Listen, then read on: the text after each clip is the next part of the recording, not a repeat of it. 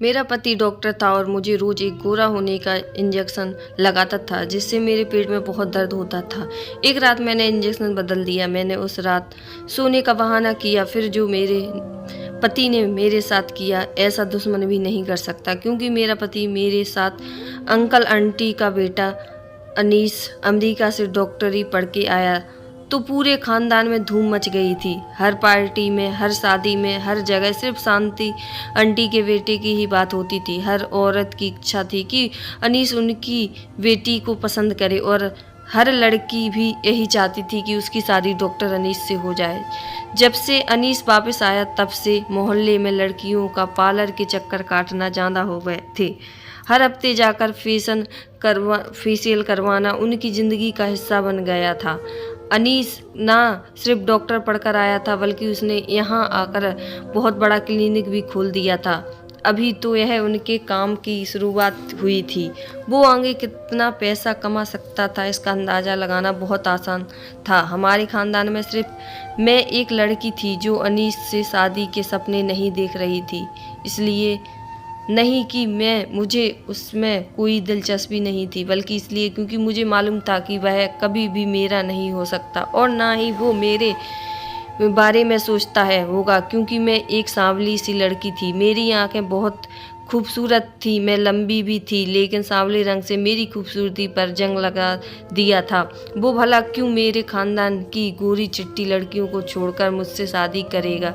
जो चीज़ मुमकिन ही नहीं थी उसको सोच कर मैं खुद को हल्का नहीं करना चाहती थी। खानदान की बाकी लड़कियां मुझसे ज़्यादा पढ़ी लिखी थीं, पैसे वाली भी थीं। हम लोग जो मिडिल क्लास में आते थे, हम इतने गरीब तो नहीं थे, लेकिन दूसरों के मुकाबले में थोड़े कम पैसे वाले थे। एक दिन मेरी तबीयत कुछ खराब हुई। मुझे महसूस हो रहा था कि मेरा ब्लड प्रेशर लो हो गया है। मैंने अपनी माँ से कहा कि मेरी तबीयत खराब है, मुझे डॉक्टर के पास जाना है। तो मेरी माँ मुझे अनीस के क्लिनिक में ले गई। मैंने अपनी माँ से कहा कि आप मुझे यहाँ क्यों लाई हैं, आप अच्छी तरह से जानती हैं कि उनकी फीस बहुत ज़्यादा है। मेरी माँ ने कहा कि मैं पैसे साथ लेकर आई हूँ, मेरा उद्देश्य सिर्फ इतना है कि इसी बहाने अनीस तुम्हें एक नज़र देख ले, क्या पता तुम उसको पसंद आ जाओ। अपनी माँ की यह बात सुनकर तो मैं हैरान हो गई। वो इतना दूर का सोच रही थी और मैंने सोचा कि नहीं। मैंने मम्मी से कहा कि हम किसी दूसरे क्लिनिक में चलते हैं, लेकिन मम्मी हट कर ली थी कि यहाँ से ही ब्लड प्रेशर चेक करवाना है। जब हम लोग अंदर गए तो मेरी मम्मी अपना परिचय करवा कि वो अनीस के पापा के दोस्त की पत्नी है। यह सुनकर अनीस को याद आ गया। उन्होंने कहा, जी मैंने आपको पहचान लिया है, मेरी याददाश्त बहुत अच्छी है। फिर मेरी माँ ने मेरा परिचय करवाया कि मेरी बेटी है। इसकी तबीयत कुछ ठीक नहीं थी। अनीस ने एक नज़र मुझे देखा और फिर मेरा ब्लड प्रेशर चेक करने लगा। हालांकि उसके ऑफिस में दाखिल होने से पहले ही उसकी अटेंडेंट मेरा ब्लड प्रेशर और वजन चेक कर चुकी थी और पर्ची भी मुझे दे दी थी जिसमें मेरा ब्लड प्रेशर रिकॉर्ड था। लेकिन मैं सोच रही थी कि अनीस फिर से मेरा ब्लड प्रेशर क्यों चेक करने लगा गया है। उसने एक नज़र मेरी आंखों में देखा, हम दोनों नज़रों चार हुई। उसने मुझे कहा कि आपका बीपी लो है। उसने मुझे दवाइयाँ लिख कर दी, थोड़ी बहुत मेरी माँ से बात की और हम वहाँ से वापस आ गए। लेकिन मेरी सारी रात अनीस की नज़रों में मुझे सोने नहीं दिया। उसकी नज़रों में कुछ अजीब सा था, जैसे ही समझ नहीं पा रही थी। लेकिन मुझे झटका तब लगा जब 2 दिन बाद अनीस का रिश्ता मेरे लिए आ गया। मुझे हैरानी हुई थी और मैं खुशी भी हुई थी। उसने एक नज़र मुझे देखा और मुझसे पसंद भी कर लिया और शादी तक का सोच लिया। मेरी माँ ने मुझसे कहा कि वह बाहर से आया है और यहाँ के लोगों की तरह हंसिक पुजारी नहीं है, बल्कि तुम तो बहुत हसीन हो। सिर्फ रंग ही सांवला है, काला भी नहीं है। वो समझदार लड़का है, उसने जरूर तुम में कोई खास नोट की है। वो आम लड़कों की तरह गोरे रंग को चाटने वालों में से नहीं है। मेरा रिश्ता अनीस से तय हो गया। पूरे खानदान में यह खबर जंगल की आग की तरह फैल गई और हर जगह बातें होने लगी कि अनीस ने कैसी लड़की पसंद की है। अपने लिए इतनी खूबसूरत पढ़ी लिखी लड़कियों को छोड़कर उसने एक सामान्य कम पढ़ी लिखी लड़की को पसंद किया। यह बात पूरे रिश्तेदारों में किसी को भी अच्छी नहीं लगी थी। सब सबका मूड खराब था, लेकिन हमारे घर में तो जैसे खुशी की लहर दौड़ रही थी। मेरे घर वालों भी खुश थे, मैं भी बहुत खुश थी, क्योंकि अनीस मुझे मैसेज करके कहा कि वह मुझसे पहली नज़र में मोहब्बत का शिकार हो गया था। उसे मेरी आंखें बहुत पसंद आई थी, उसे जैसी लड़की की तलाश थी, और मुझे अम्मी की बात पे विश्वास होने लगा कि वो बाहर से आया है और बाहर के लोगों की खास चीज़ें लड़कियों में नोट करते हैं, उन्हें पसंद करते हैं, ना कि सिर्फ खूबसूरती देखते हैं। खैर, मैं बेफिक्र होकर गई थी। शादी की तैयारी शुरू हुई तो अनीस की माँ साफ साफ कह दिया कि उन्हें हमसे कुछ भी नहीं चाहिए। खुदा ने अनीस को सब कुछ दिया है, इसलिए सब कुछ अनीस खुद ही करेगा। यहाँ तक कि मेरे लिए शादी के जोड़े भी अनीस की तरफ से भेजे गए। वह एक से बढ़कर एक डिजाइनर के साथ लाखों में मेरी शादी के कपड़े तैयार करवाए गए थे। मेरी जवारात के नाम पर कई तोला सोना चढ़ाया गया था। रिश्तेदारों के तन बदन में आग लग गई थी। हर कोई अनीस को अलग अंधा कह रहा था, जिससे बिना सोच समझे शादी के लिए पसंद कर लिया। मेरी माँ ने रिश्तेदारों को आग लगाने की कोई कसर नहीं छोड़ी थी। शादी में एक साथ सारे खानदान को जमा करके सभी कपड़े उन्हें दिखाए थे। कुछ रिश्तेदारों ने तो ढंगे छुपे आवाज में माँ से पूछ लिया, तुम कौन सा जादू लड़के पर कराया है जिससे कुछ दिखाई नहीं दे रहा। किसी को भी मेरा और अनीस का रिश्ता समझ नहीं आ रहा था, और ऐसे में हमारी शादी का दिन आ गया। मेरा अनीस के साथ फेरा हो चुका था और मैं अनीस के साथ दुल्हन बनी स्टेज पर बैठी हुई थी। जब अनीस की बुआ की बेटी स्टेज पर आई और उसने ऐसी बात कही कि मेरी आंखों में आंसू टपकने लगे। वो अपने शब्दों में मेरा मजाक उड़ा रही थी और साथ ही अनीस से कह रही थी कि तुम्हारी पसंद को क्या हो गया है, तुम तो इतने क्लासी थे, अचानक से ये तुम्हारा टेस्ट इतना ख़राब कैसे हो गया। अनीस ने उसे एक दो शब्द कहे और वह खुद ही स्टेज से नीचे उतर गई। लेकिन मेरा आज का दिन खराब हो चुका था। मैं सर झुकाए बैठी थी और यह सोचकर ही शर्म से ज़मीन की तरफ देखी जा रही थी कि अनीस से किस तरह नज़रें मिला पाऊंगी। मैं जानती थी कि सबको इसी बात की हैरानी है कि अनीस ने मुझे क्यों चुना है, लेकिन ये बात सिर्फ मैं ही जानती थी कि अनीस को मुझसे पहली नज़र में ही प्यार हो गया था। विदाई का वक्त हो गया था और मैं विदा होकर आवास के बड़े से घर में चली आई थी। मैं पहली बार उसका घर देख रही थी और यह देखकर मेरी आंखें खुली रह गईं। अनीस का घर किसी शानदार महल से कम नहीं था। ऐसा लग रहा था जैसे करोड़ों रुपए कमाता हो। दिल में सोचने लगी कि डॉक्टर लोग तो बड़े ही पैसे वाले होते हैं, गरीब का खून निचोड़ लेते हैं और अपना महल तैयार कर लेते हैं। लेकिन ये तो मुझे बहुत बाद में पता चला कि ये महल कैसे बना हुआ था। मुझे मेरी सास यानी अनीस की माँ ने अनीस के कमरे में बैठा दिया। अनीस की बुआ की बेटी के बाद अभी तक मेरे अंदर गूंज रही थी और मेरे अंदर एक आग सी लग रही थी। कमरे में ऐसी ठंडक होने के बावजूद भी मुझे अपना सिर सुलगता हुआ महसूस हो रहा था। भगवान ने मेरी किस्मत कितनी रोशन लिखी थी कि अनीस मेरा हमसफ़र बन गया। लेकिन मेरे चेहरे की कालिख ने इस खुशी को भी कम कर दिया। थोड़ी देर बाद अनीस कमरे में चला आया और मेरा चेहरा देखते ही मेरे अंदर का बात समझ गया। क्या बात है रोशनी, तुम क्या अभी तक खुशबू की बात को लेकर बैठी हो? मैं एक नज़र से अनीस की तरफ देखा तो वह कहने लगे, मोहब्बत ऐसी ही होती है, महबूब के बिना काहे उसकी हर बात समझ जाता है। अनीस की लहजे में मोहब्बत की चाशनी घुली हुई थी और मैं अपनी खुश नसीबी पर दिल ही दिल में खूब खुश हो रही थी कि तुम बिखर कर ना करो रोशनी, फिक्र ना करो, तुम्हारी ज़िंदगी में ये परेशानी मैं ज़िंदगी दूर कर दूंगा। तुम्हारे रंग को लेकर तुम्हारे कमज़ोर नहीं समझेगा। आजकल तो इतने इलाज आ गए हैं कि इंजेक्शन से ही तुम्हारा रंग निखर जाएगा। मुझे तो तुम्हारा सांवला रंग ही अच्छा लगता है, लेकिन मैं तुम्हारी आंखों में आंसू नहीं देख सकता। इसलिए मैंने सोच लिया है कि मैं रंग गोरा करने वाली इंजेक्शन के जरिए तुम्हें दूसरी लड़कियों की तरह हसीन बना दूंगा। मैंने अनीस की तरफ देखा।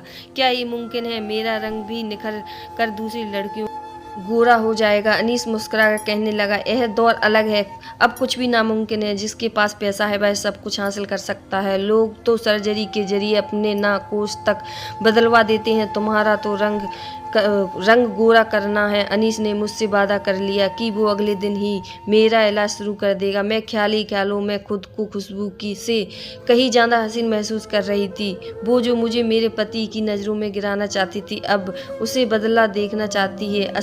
अनीस ने बहुत अच्छे से मुझे अपना लिया था और उसका साथ पाकर मैं बहुत खुश थी। अनीस से मिलकर ऐसा लगता ही नहीं था कि जैसे वह अमेरिका से पढ़कर आया है। ना उसके चेहरे पर गुरूर, ना ही उसकी बातों में अमेरिका की पढ़ाई का नशा। वो तो एक सीधा साधा आम इंसान था जो मेरी मोहब्बत में पूरी तरह मेरा हो चुका था। शादी के अगले दिन ही अनीस ने मुझे बताया कि उसकी अपने एक डॉक्टर से बात हो गई है। मुझे रोज रात को एक गोरा होने वाला इंजेक्शन लगेगा और 1 हफ्ते में ही फर्क दिखने लग जाएगा। मैं आईने के सामने खड़ी तैयार हो रही थी। अनीस की बात सुनकर मेरे एक नज़र अपनी सांवली रंगत पर डाली और यह सोचकर ही मेरे चेहरे पर मुस्कुराहट आ गई कि आने वाले दिन मैं चांद की तरह चमकने लगूंगी। अनीस धीरे से मेरे करीब आया और मुझे बाहों में भरते हुए मुझसे वादा लिया कि मैं इस इलाज के बारे में किसी को कुछ नहीं बताऊंगी। वो नहीं चाहता था कि लोग तरह तरह की बातें बनाकर मेरा दिल दुखाएं। मैंने यह बात से वादा कर लिया था कि मैं किसी को भी इलाज के बारे में कुछ नहीं बताऊंगी और अनीस ने उसी रात मुझे पहला इंजेक्शन लगा दिया। इंजेक्शन लगाते ही थोड़ी देर बाद मुझे नींद आ गई। फिर जब सुबह मेरी आँख खुली तो मेरे पेट में बहुत दर्द हो रहा था। मुझे समझ नहीं आ रहा था कि दर्द क्यों हो रहा है, लेकिन इस दर्द के लिए मुझे परेशान करके रख दिया था। मैंने अनीस को बताया तो वह कहने लगा, हर चीज़ का एक साइड इफ़ेक्ट होता है और शायद इंजेक्शन से तुम्हारे पेट को दर्द हो रहा है। इस हफ्ते की बात है, दर्द बर्दाश्त कर लो। मैं यह सब कुछ तुम्हारे खातिर ही कर रहा हूँ ताकि तुम्हें कभी चुपचाप आंसू बहाने की ज़रूरत ना पड़े। तुम ही सोचो, जब तुम्हारे बच्चे होंगे तो तुम्हें इस चीज़ का एहसास भी ज़्यादा होंगे लगेगा। अनीस की बात सुनकर मैं खामोश हो गई। वो ठीक ही तो कह रहा था। अगर दुनिया वालों की तरह हमारे बच्चे भी मेरी रंगत का मजाक उड़ाते तो मैं क्या करती। शादी के बाद औरत की एक ही कमजोरी होती है, वो होती है उसके बच्चे। अनीस ने इसी बात का फ़ायदा उठाया और बच्चे के नाम पर हर दर्द सहने को तैयार थी। और अगली रात ही जब अनीस ने मुझे इंजेक्शन लगाया तो थोड़ी ही देर बाद गहरी नींद में सो चुकी थी। सुबह एक बार फिर पेट के दर्द तड़प रही थी। ये दर्द बर्दाश्त से बाहर होता जा रहा था, लेकिन मैं किसी से इस बारे में बता भी नहीं सकती थी क्योंकि अनीस ने इलाज सबसे छुपा के कर रहा था। मैं सारा दिन पेट के दर्द से तड़पती रहती और अपने कमरे में बंद रहती। रात तक मेरे अंदर हिम्मत ख़त्म हो चुकी थी और मैं एक और इंजेक्शन नहीं लगवा सकती। मैंने सोचा अगर एक दिन इंजेक्शन न लगाऊंगी तो शायद इतना फ़र्क नहीं पड़ेगा, लेकिन अनीस को कहीं बुरा ना लग जाए। ये सोचकर खुद चुपके से इंजेक्शन बदल दिया, ताकत का इंजेक्शन रख दिया। अनीस ने मुझे इंजेक्शन लगा दिया और मैं आंखें बंद करके लेट गई, जैसे ही बहुत ही गहरी नींद में सो गई हूँ। उसके बाद जो अनीस ने मेरे साथ किया, मेरी रूह कांप गई कि ऐसा कोई किसी दुश्मन के साथ भी नहीं कर सकता, जबकि मैं तो अनीस की पत्नी थी। मैं फौरन उठकर बैठ गई और मुझे जागता हुआ देखकर अनीस के होश ठिकाने आ गए। वो हकलाते हुए पूछने लगा कि अभी तुम सोई नहीं। मैंने गुस्से में अनीस से पूछा कि ये सब क्या है और तुम मेरे साथ क्या कर रहे हो। पहले तो अनीस मुझे उल्टे सीधे जवाब दे रहा था, लेकिन जब मैं अंदाज़ा हो गया कि इतनी आसानी से खामोश बैठने वालों में से नहीं हूँ तो मुझे हर बात सच सच बता दी। अनीस का पूरा सच सुनकर तो मेरे होश उड़ गए थे। अब मुझे समझ आ रहा था कि अनीस ने सारे खानदान की हसीन की लड़कियों को छोड़कर मुझ जैसी सांवली रंग मिडिल क्लास को क्यों पसंद किया था। उसे लगा था कि मैं उसके लिए बहुत आसान हद अब साबित हो जाऊंगी और बहुत आराम से वो मुझे काबू में कर लेगा, लेकिन मैं इतनी आसानी से चुप बैठने वालों में से नहीं थी। मैंने फ़ौरन ही चीख कर सारा घर सिर पर उठा लिया था और अपने घर फ़ोन मिला दिया था। अनीस को लाख कोशिश के बावजूद भी मैं चुप नहीं की थी, बल्कि अनीस का घिनौना चेहरा सबके सामने ले आई। मेरी सास भी अनीस के साथ उसके जुर्म में बराबर की हकदार थी, इसलिए जैसे ही मेरे माँ बाप आए तो उसकी बोलती बंद हो गई। मेरी माँ को तो यकीन ही नहीं हो रहा था कि अनीस जैसा लाइट इंसान मेरे साथ इतना बड़ा धोखा कर सकता है। मैं माँ के साथ शादी के तीसरे दिन ही लौटकर अपने घर चली गई थी। रिश्तेदार वालों तो बातें करने के लिए एक नया मुद्दा मिल गया था। हर कोई हमारे जख्मों पर नमक छिड़कने के लिए आ रहा था। सबके मुंह पर एक ही बात थी, हमें तो पहले ही कुछ गड़बड़ लग रहा था। रोशनी जैसी सांवली लड़की ने अनीस जैसा लड़का कैसे शादी कर सकता है? कुछ रिश्तेदार वालों ने तो अनीस की सही कहते हुए मुझे ही बुरा भला कह दिया, क्योंकि अनीस की माँ ने उन्हें मेरे बुरे चरित्र की झूठे किस्से सुना दिए थे। हर तरफ मेरी बुराइयां चर्चा हो रहा था और मैं अपनी किस्मत पर आंसू बहाने में लगी थी। मैं कमज़ोर नहीं पड़ना चाहती थी, लेकिन लोगों के तस्कीरे ने मुझे बहुत ही कमज़ोर बना दिया था। अनीस, वो मोहब्बत भरी बातें मेरे कानों में किसी शीशे की तरह पिघल रही थी। अनीस, उसकी माँ तो डंड के चोट पर मुझे गंदा कर रही थी और मैं अपने बंद कमरे में बैठी थी। मुझे लोगों का सामना करने की हिम्मत नहीं थी हो रही थी। जब मेरी दोस्त मुझसे मिलने आई और उसने मुझे हौसला दिया, मुझे खामोशी से नहीं बैठना चाहिए। अनीस जो काम मेरे साथ कर रहा था बिल्कुल गैर कानूनी था और मेरी दोस्त चाहती थी कि हम दोनों मिलकर अनीस के खिलाफ कानूनी कार्रवाई करें। उसका पति वकील था और वो दोनों मेरा साथ देना चाहते थे। अपनी दोस्त की बात सुनकर मैंने फौरन हाँ कर दिया और मैंने अनीस जैसे इंसान के खिलाफ जरूर कदम उठा लिया जिसके कि माँ मेरे इरादे पर पता चला। माँ ने साफ मना कर दिया कि हम जैसे जद्दार लोग कोर्ट कचहरी के चक्कर नहीं लगा सकते, इसलिए तो हम जैसे लोग अनीस जैसे के लिए आसान घिनौना साबित होते हैं। मैं गुस्से में माँ को 4 बात सुना डाली, जब तक हम जुर्मों के खिलाफ खड़े नहीं होंगे ये हमारे साथ जुल्म करते ही रहेंगे और मैं गलत करने वालों को उनके अंजाम तक जरूर पहुंचाऊंगी। मैं अनीस के खिलाफ केस करूंगी। मैंने माँ को 2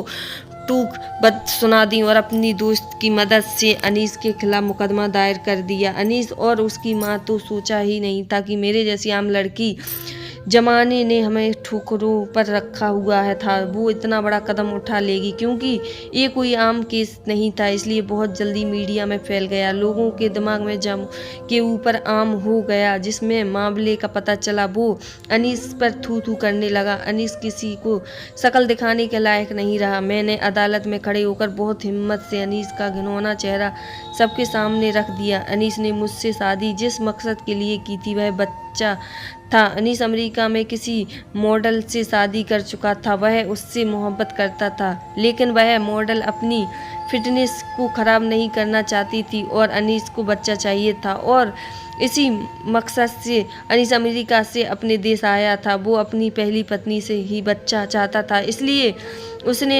जानबूझकर मुझ जैसी सांवली लड़की, सलोनी और गरीब लड़की से शादी की। उसे लगा कि मैं उसकी शादी हुई खुशियाँ देखकर पागल हो जाऊंगी। उसकी मोहब्बत भरी बातों में मैं पूरी तरह उसके जाल में फंस रही थी और उसका सच जानने की कोशिश ही नहीं करूंगी। लेकिन जिस रात मैं इंजेक्शन बदलकर सोने का ड्रामा किया, उस रात ये सच्चाई मेरे सामने आई। दरअसल वो मुझे इस बात के लिए इस्तेमाल करना चाहता था कि उसे बच्चा तो अपनी पहली पत्नी से ही चाहिए थी, लेकिन उस बच्चे के लिए वह मेरा जिस्म इस्तेमाल करना चाहता था। वो एक पूरे तरीके से अपना और अपनी पत्नी के बच्चे को मेरे जिस्म के अंदर तैयार करना चाहता था, ताकि बच्चा मेरे से हो। जब वह बच्चा पैदा हो जाए तो दोनों उसे लेकर दोबारा अमेरिका चले जाते। इस तरह ना उसकी पत्नी की मॉडलिंग पर कोई असर पड़ता और ना ही उन्हें किसी और का बच्चा गोद लेना पड़ता। जिस दिन बीपी के चेक करवाने अपनी माँ के साथ अनीस के क्लिनिक गई थी, उसी दिन उसके जहन में यह बात बैठ गई थी कि मैं वो लड़की हूँ जो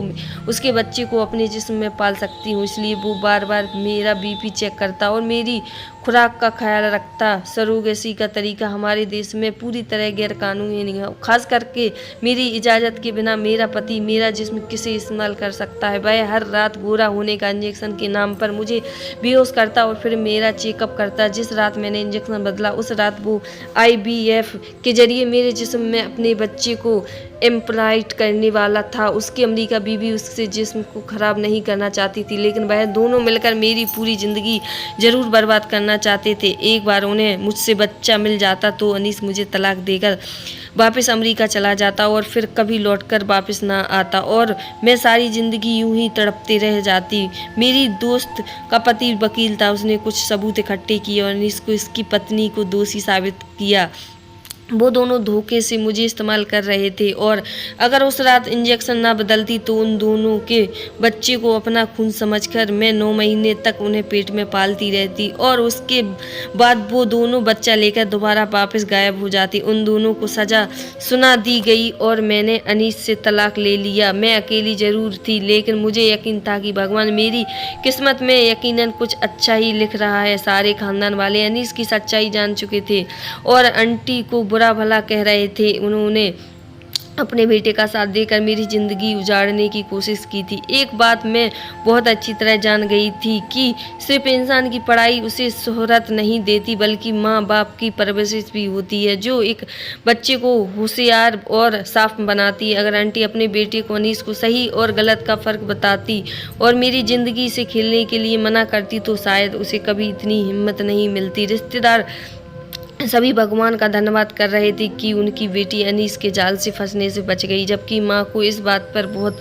दुख था कि उनकी वजह से मेरी ज़िंदगी बर्बाद हुई है। लाखों का जेवर और कपड़े इंसान को अच्छा नसीब और खुशियाँ नहीं दे सकते, इसलिए उनको चाहिए कि अमीर और पढ़ा लिखा दामाद ढूंढने से कहीं ज़्यादा अपनी बेटी के अच्छे नसीब के लिए प्रार्थना किया कर। कोई भी लड़की 2 वक्त की रोटी और इज्जत के साथ 4 दीवारी में खुशी खुशी ज़िंदगी गुजार सकती है, लेकिन वो एक बुरे इंसान के साथ कभी खुश नहीं रह सकती है। मैंने जुल्म के खिलाफ इसलिए आवाज़ बुलंद की ताकि आइंदा कोई लड़की किसी लड़के के गलत मकसद की भेंट ना चढ़े। हर हर महादेव।